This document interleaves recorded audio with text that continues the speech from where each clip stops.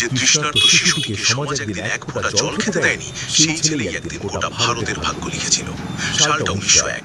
কাঠফাটা রোদ। গরুর গাড়িতে বাবার কাছে যাওয়ার পথে মাঝ রাস্তায় গাড়োয়ান জানতে পারে 9 বছরের ছোট্ট ভীমরাও অস্পৃশ্য।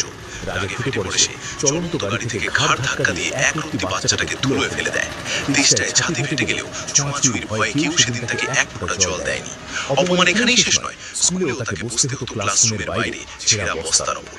তেষ্টা পেলে স্কুলের কলসি বা কুয়া ছোঁয়ার অধিকারটুকুও তার ছিল না, কারণ সে চলে নাকি জল অশুদ্ধ হয়ে যাবে। উঁচু জাতের পিয়ন দূর থেকে তার হাতের উপর জল ঢেলে দিত, আর যেদিন পিয়ন আসতো না, সেই ছোট্ট ভীমরাওকে সারাদিন গলা শুকিয়েই বসে থাকতে হতো। কিন্তু ধুলোয় পড়ে যাওয়া সেই ছেলেই সেদিন সমাজ বদলানোর শপথ নিল। সমাজ তাকে অস্ত্র ধরতে দেয়নি, তাই সে পড়াশোনাকেই নিজের ব্রহ্মাস্ত্র বানানো। যে সমাজ তাকে ছুতে ঘেন্না করত, তারা অবাক হয়ে দেখল ছেলেটি স্কলারশিপ নিয়ে পাড়ি দিল আমেরিকায়। কলম্বিয়া ইউনিভার্সিটি থেকে লন্ডন স্কুল অফ ইকোনমিক্স